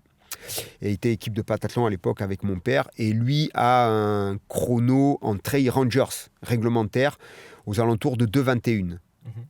Et après, quand le pentathlon a été aboli, qu'ils ont commencé à le faire en basket, il n'y avait plus de compétition officielle, mais la légende raconte qu'il aura amené le chrono à des 2,15, 2,16 en basket. Donc, c'est inimaginable. Donc c'est des chronos que effectivement j'aurais pas atteint parce que j'ai pas le gabarit pour. Il faut être dans les 60 kilos, 62 kilos. Sûr, ouais. Mais à titre personnel, tu vois, pour voir, tu vois, même si sur 400 mètres, j'avais pu faire un niveau national, tu vois, par pur plaisir. Et dans la continuité de ce que je voulais poser avec cette question sur justement est-ce que ta vie aurait été différente, est-ce que tu penses que si tu avais été né genre une vingtaine d'années après, donc finalement une toute autre génération, tu vois, la génération peut-être années 90 ou 80, avec tout l'avènement d'Internet, des réseaux sociaux, de faire du contenu, etc., c'est un truc qui, tu penses, aurait pu te parler ou pas du tout Écoute, sincèrement, je sais pas. C'est une bonne question. Après, déjà, est-ce que ça te plaît ce que tu fais en termes de réseaux sociaux aujourd'hui, à travers la Légion, etc. Ouais, bien sûr. Et puis le côté Instagram m'a beaucoup plu, tu vois, l'échange avec les gens, les contacts. Et alors, si tu veux, moi, là où je suis pas assez efficace, c'est que, tu vois, je filme pas moi-même, je fais pas les montages, etc. Je suis pas assez assidu. Mais par contre, Instagram permet de mettre du contenu rapide et facile. Ouais. Tu vois, tu filmes, tu publies. Et ce côté-là, tu vois... je commence à m'y habituer et j'aime bien ça. Après, est-ce que être né plus tard ou pas, ce qui aurait conditionné énormément la suite, c'est toujours pareil, c'est l'éducation que tu as. Comment tu es drivé par derrière, tu vois. Si j'avais eu l'éducation de mon père, c'était un ayatollah, c'était une éducation main droite, main gauche, c'était l'époque mon père il roustait, tu vois, donc tu mouftais pas à la maison, il n'y avait pas de oui mais non mais, parce que le non mais, en fait j'avais pas le temps de dire le mais, que la première baffe était déjà arrivée, donc ça marchait droit, tu vois. Il y avait un truc, c'était fulgurant, il part une fois 4 mois, et à l'époque, j'ai bien 8-9 ans, je faisais karaté, judo, aikido, San Kokai. Donc, et je commençais à me débrouiller, tu vois. Donc, à l'école, je me bagarrais assez régulièrement. Des bagarres de gamins, hein, tu vois, pour des ballons, pour des balles, des conneries. C'était des trucs de gosse. Ouais. Mais j'étais pas mauvais et tout. Et je commençais à prendre un peu de gueule. Je ramenais ma fraise avec ma mère, avec ma grand-mère, tu vois. Donc, à l'école, je devenais un petit peu, tu vois, à ramener ma fraise avec les maîtresses, tout ça. Donc, ça commençait à remonter. Ma mère, en fait, bon... Elle stéquait un peu, mais si tu veux, je commençais à parer les coups, tu vois, à ramener ma science. Et sur les conseils d'une institutrice, on m'emmène chez une psychologue. Okay. Donc, voilà, je suis un enfant, il faut me laisser m'extérioriser, je me découvre, blablabla. Donc 2 passages chez la psychologue, toujours pareil, blablabla. Et je devenais un petit fléau, quoi, tu vois. Mon père, il rentre. Et ma mère qui explique, oui, c'est avec Gérald, un petit souci, donc tu vois, il écoute pas trop, on avait une psychologue. Gérald! Ouais? Non, c'est pas ouais, c'est oui. Écoute, première branlée. Boum, ça commence. Tac. Dans la journée, j'ai répondu à ma mère, je sais plus quoi. J'ai repris une 2e branlée. En fait, dans le week-end, j'ai pris 4 branlées. Je suis arrivé le lundi matin, un modèle à l'école. Bon, j'avais la trace des doigts sur la gueule et tout. Oui, madame. Bonjour, madame. Les enfants, j'étais le premier et tout. Écoute, ils ont appelé mes parents. Qu'est-ce qui s'est passé? Oui, son père est rentré. Ah, on a compris. Alors, écoute, ça a été le drivage. Alors... Bon, lui, il avait le côté quand même, c'était un peu beaucoup des fois. Des fois, je ne méritais pas, mais pour montrer que ça marche droit, je prenais. Mais voilà quoi. Donc, je pense que l'éducation, il fait beaucoup. Moi, il m'a drivé dès le départ comme ça. Ça a été. Après, ça a été bien fait d'un certain côté où, si tu veux, il m'a emmené l'armée où ça m'a plu. Tu vois, moi aussi, je suis devenu un petit fanatique pour l'armée. Tu vois. Pareil, mon grand-père, son père, lui, c'était un fanatique militaire, un fanatique religieux. Tu vois. Et celui qui était le plus modéré, c'était le frère de mon père, son frère aîné, tu vois, mon oncle. Lui, il a fini commandant. Mais par contre, il a toujours été très droit, très rigoureux, très carré, mais il n'a pas eu ce côté fanatisé comme ont pu avoir mon grand-père et mon père. Tu vois. Est-ce que, pour répondre à ta question, en naissant 20 ans plus tard, est-ce que j'aurais été plus réseaux sociaux et tout?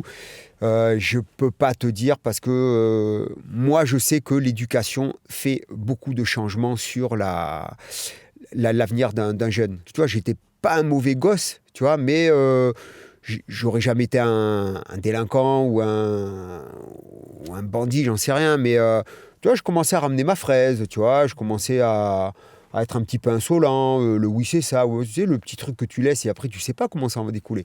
Et tu vois, sur 4 mois, 5 mois, ma grand-mère étaient dépassées par les événements. À l'école, ça commençait à le petit nanana. Le vieux, il est rentré un week-end. Hein. Un modèle. Donc voilà, l'éducation, il fait énormément. Et du coup, est-ce qu'avec tes enfants, parce que forcément, toute cette nouvelle génération, ils ont les mains dedans, enfin, ils sont nés, les réseaux sociaux existaient. Comment tu gères? Parce qu'aujourd'hui, nous, on se dit quand même, on a connu le avant Internet, on a grandi avec, on l'a découvert. Mais aujourd'hui, les enfants qui naissent avec le téléphone, avec les réseaux, etc., quand on sait les saloperies qu'il peut y avoir en ligne, c'est un vrai sujet. Comment toi, tu gères le truc? Est-ce que tu essaies de leur montrer aussi un bon exemple d'usage de réseaux sociaux pour inspirer les gens, pour les motiver, etc. Ou est-ce qu'au contraire, tu es plutôt restrictif? Quelle est ton approche là-dessus sur les réseaux? Là, actuellement, les 3 que j'ai avec moi, parce que le grand, il a 22 ans, donc il fait sa vie. Il lance son podcast aussi, également avec un copain à lui. Il est dans les réseaux sociaux. Petite promo, c'est quoi le nom? Ma voix haute, voilà. Okay. Il est avec un ami à lui qui s'appelle Greg et il crée un podcast. Donc ils ont passé quelques personnalités, Jérôme Le Banner, Greg MMA, Antoine Fonbonne, voilà. Et il se lance là-dedans. Bon, côté en parallèle, il travaille aussi. Et il développe un peu ça. Donc lui il est dedans. Et les 3 derniers, donc c'est 2 filles, 13, 10 et le petit 8. Celle qui est au collège, elle a le téléphone parce que pour qu'on puisse la joindre, etc. Parce que quand même, le portable, tu as quand même un avantage. Hein. Mais par contre, le soir, on ne lui laisse pas. Parce que sinon, tout de suite, c'est systématique. Les enfants, c'est YouTube, c'est TikTok. Je sais que la petite, je lui laisse le téléphone ou quoi, c'est TikTok non-stop. Donc voilà. Après, ils font tous du sport. Ils sont sportifs. Dommage, ils ne m'écoutent pas assez. Parce que le petit, là, il a 8 ans. S'il m'écoute, si je le drive bien, il suit le protocole. Je vais faire un bond dans la hiérarchie sportive. Il est pas mal, donc je pourrais vraiment lui apporter énormément. Il faudrait qu'il écoute un peu plus. Ça me rappelle quelqu'un qui écoute pas son père sur le parcours du combattant. Ouais, ça arrive une fois, ça. mais c'était pour une bonne cause. Mais on est tous un potentiel addict à ça. Bien sûr. C'est-à-dire que moi qui suis pas né dedans, qui suis pas plus que ça, je me surprends moi-même à être dans un train où un soir, voilà, rien de spécial à la télé, je me cale dans le plumard et je dis tiens, je commence à regarder TikTok et je scrolle. Et d'un coup, je regarde l'heure et je suis resté effaré. J'ai passé 1h20, j'ai pas vu les 1h20 passer. J'ai fait que du... Donc, et pour de base, je suis pas spécialement dedans, tu vois. Et pourtant, j'étais dans le truc. Et donc, on a tous un potentiel à être addict à ça. Et donc, les enfants encore plus. Et chaque enfant, si tu le laisses devant l'écran et tout, bah, il va continuer, il va persévérer. Et il va être complètement accro à ce système-là. Donc, nous, on essaye de limiter ça, parce que ça va très, très vite, de mettre un enfant en surpoids. Tu vois, on parlait des générations, on te demandait tout à l'heure. Moi, quand j'étais gosse à l'école, je me souviens pas d'une cour de récréation où on rentrait pas, d'une récréation où on rentrait pas sans avoir le t-shirt trempe. On avait joué au foot, moi j'étais au Pays Basque, on jouait à la pelote, on allait à la piscine, il y avait pas de gosses en surpoids ou grassouillés, où tu en avais un ou deux, tu vois, qui avaient des... Bon, ça c'était une histoire de métabolisme, mais qui étaient en surpoids, tu en avais un, deux dans l'école, tu vois, et c'était tout. Et une fois, j'étais effaré de voir des classes d'enfants à la piscine, alors pas gros, mais flasque. Tu vois, c'était pas sec. Il y avait cette petite couche de tissu adipeux qui, pour un enfant entre 8 et 12 ans, n'a pas lieu d'être là. Parce que le métabolisme est rapide, parce qu'il doit bouger, parce que c'est pas un âge où tu crées du tissu adipeux. Et justement, ben là, c'est deux vecteurs qui font ça. C'est un, le manque d'activité, et deux, la bouffe. Alors, est-ce que malbouffe, pas malbouffe et tout on laissera la parole aux diététiciens là-dessus, mais quand j'étais gosse, on se jetait sur les chocolatines. C'était je me rappelle les goûters, c'était pain, beurre, confiture. C'est pas ce qu'il y a de moindre en calories. Tu vois. Mais c'est vrai que dans mon enfance, moi j'ai vraiment souvenir parce que nos parents n'étaient pas forcément éduqués ou au courant aussi de tous les trucs industriels, etc. Tu vois. J'ai souvenir de mes 7 ans à 16 ans boire de l'orangina à chaque repas, tu vois. Et pour autant, j'étais super maigre parce que je passais mon temps dehors à grimper dans des arbres, à faire du foot. Enfin, ce que tu disais, c'est vrai que activité. Vu qu'il n'y avait pas de réseaux sociaux, il n'y avait pas Internet, on se faisait chier. Donc on allait voir les copains dehors, on faisait un tour en vélo, on allait courir, enfin on essayait de s'occuper, quoi. Donc tu vois, ce que tu évoques là, voilà, ça me remémore que quand j'étais gosse, on était à la résidence, on descendait en bas, c'était foot, ballon prisonnier. Après, on était dans les bâtiments, il y avait des caves, c'était foot en cave, tu sais, un peu comme du squash, mais foot en cave. Et je me rappelle qu'on passait des matinées au foot en cave, quoi. Je sortais là, j'étais trempe de sueur et tout. Même mes parents ils disaient putain, tu vas choper la crève, change-toi, tu vois.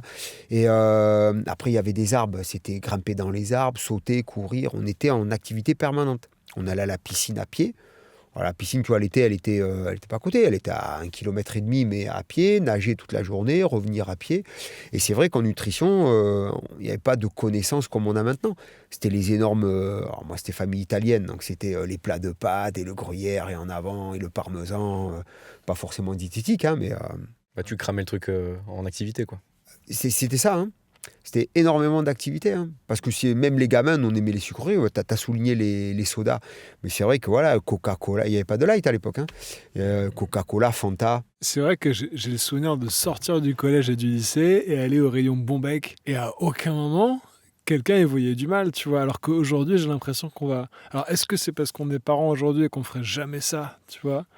Ou est-ce que peut-être qu'on était déjà un peu plus adolescent presque et que... On a eu l'information des méfaits de la mauvaise alimentation, du sucre, que ça engendrait des maladies à l'avenir, etc.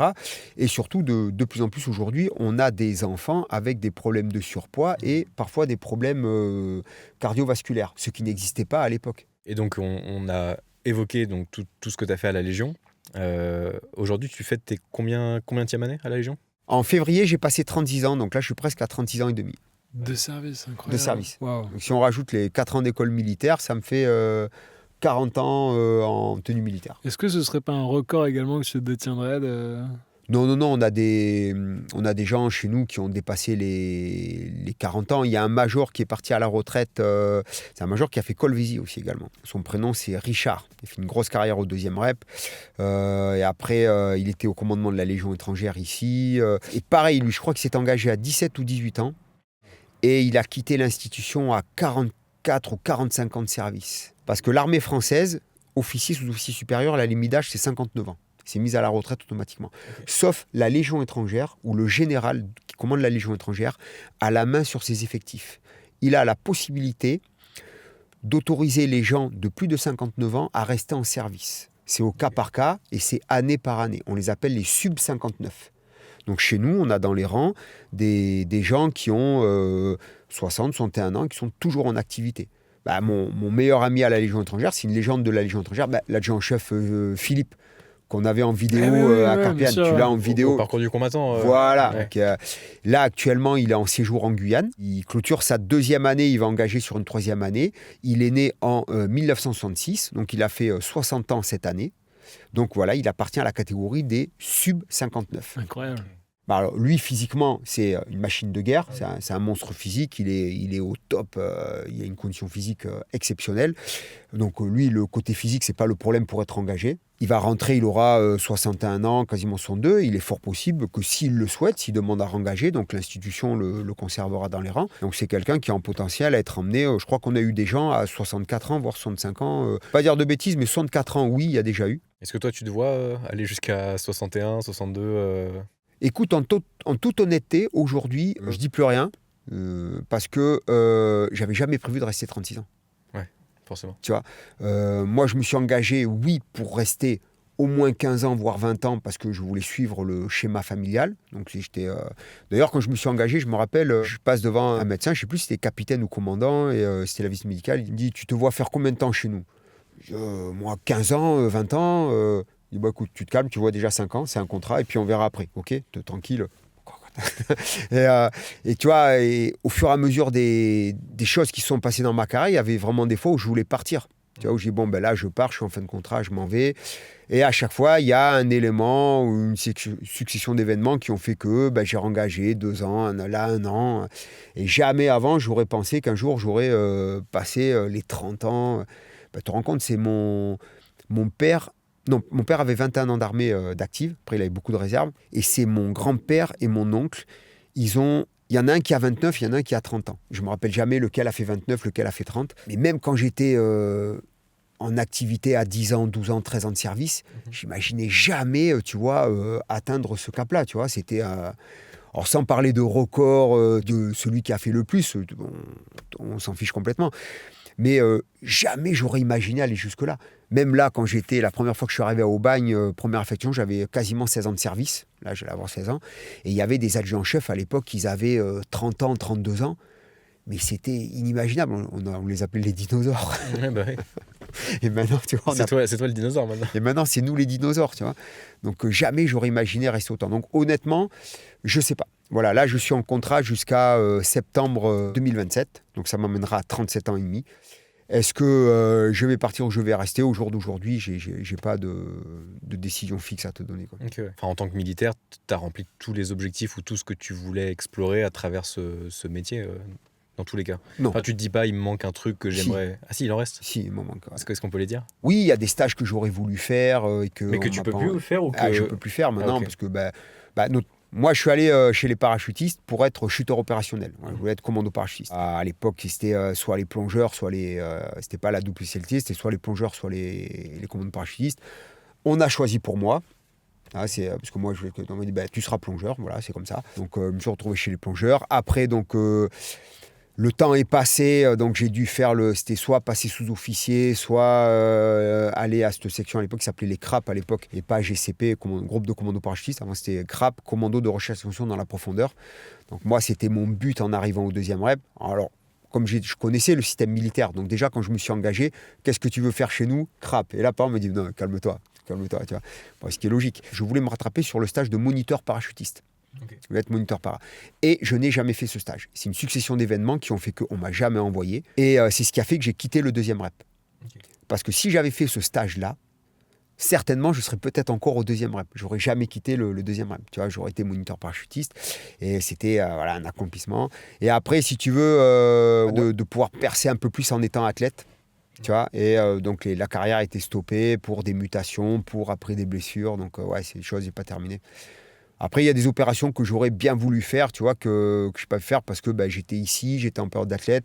Tu vois, c'est l'Afghanistan, le Mali qui ont été des opérations vraiment de haute volée pour la Légion étrangère. C'est vrai que c'est un regret de ne pas avoir fait ces opérations-là. Ouais. Chacun a son temps, chacun a son époque, tu vois. Bien sûr. Et demain, par exemple, il y a un conflit et des légionnaires sont envoyés. Est-ce que toi, tu serais quelqu'un qui partirait sur le terrain ou par rapport à tes affectations actuelles, c'est plus, ça, ce sera pas possible? Par rapport à mon affectation actuelle, ma spécialité et l'âge, je ne serai pas le candidat qu'on enverra en premier. D'accord. Par contre, si on me dit demain tu pars, je ne cherche pas à comprendre, je fais le pactage et je pars. Ouais, donc ça reste la motivation première, quoi qu'il arrive.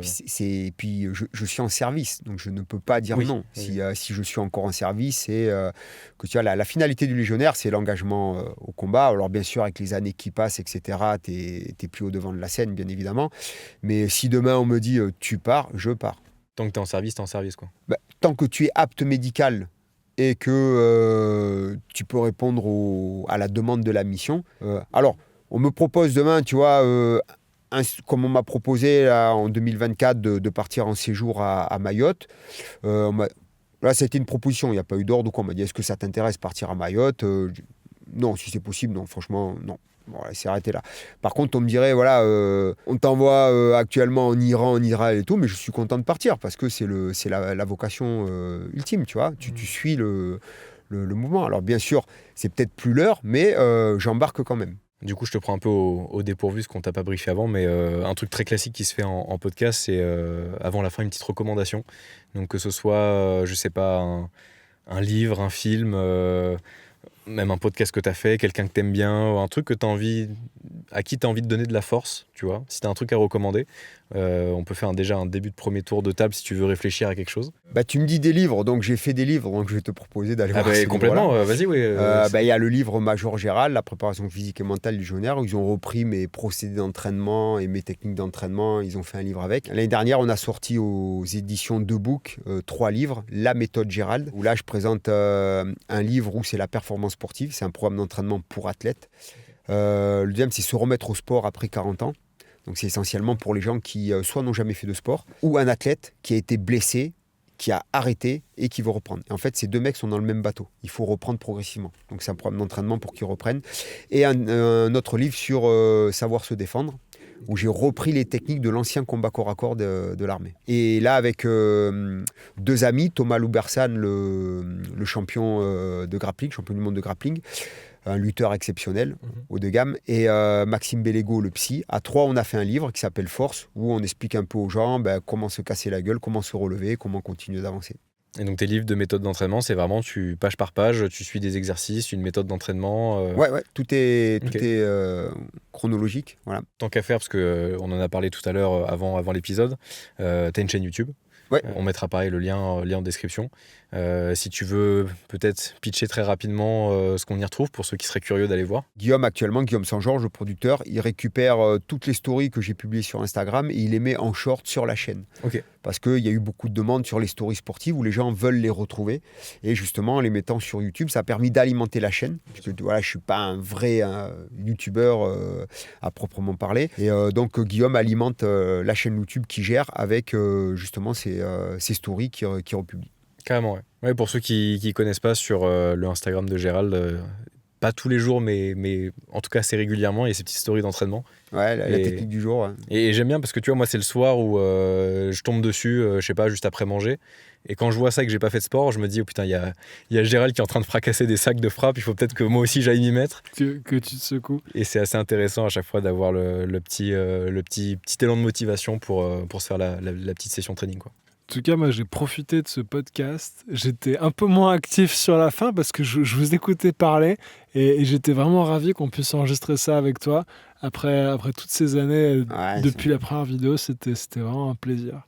Et j'en profite aussi, c'est que je sais qu'on va être amené à refaire des choses avec la Légion, parce que c'est une belle histoire d'amitié depuis toutes ces années où on a fait tous ces projets. Mais on aimerait bien surtout refaire quelque chose avec toi, tu vois. Faut qu'on trouve le bon sujet, le bon format, le timing. Le bon timing aussi. Mais ouais, non, on espère qu'on pourra faire quelque chose. Mais avec plaisir, bien sûr. Soit que tu nous casses la gueule sur un véhicule, soit... Déjà, on s'est fait un petit entraînement là. Déjà, la séance de sport qu'on a fait ensemble, c'était sympa. C'était un bon moment de partage. C'est un bon moment d'échange. Et puis, c'est des exercices qu'on que vous pouvez rééditer plus tard, tu vois, aménager les séries, les répétitions, les charges, tu vois. Ça vous maintient en condition physique et tu peux la faire n'importe où, tu vois. Les dips, tu peux trouver des barres un peu partout, les pompes, tu vois, les haltères, tu peux et le développé incliné, ce qu'on a fait, tu peux faire un palliatif avec des élastiques, par exemple. Tu vois. Ouais. Je pense que c'est l'épreuve de quotient intellectuel qui m'a le plus fatigué. On mettra un extrait de la petite vidéo. Et l'une des raisons pour laquelle je suis particulièrement éteint cette belle soirée. Les amis, prenez bien soin de vous. J'espère que vous avez aimé ce podcast. Pensez à le noter 5 étoiles. Et on se dit à très bientôt. À très vite. Salut. Ciao. Et là, tu vois, quotient intellectuel. Là, je monte. Et tu vois, là, quand tu veux mettre un coup de tête, après, là, tu as du bon rendement. Là, et là, tu maintiens en isométrie. Et Bon, sur les conseils du Major, on va tenter d'améliorer notre quotient intellectuel. Combien de kilos là? Écoute, on part à 10, tu vois. Et... Oh putain. Et là, tu vois, quotient intellectuel, 80, 90, Ça augmente. 100, 110, Albert Einstein.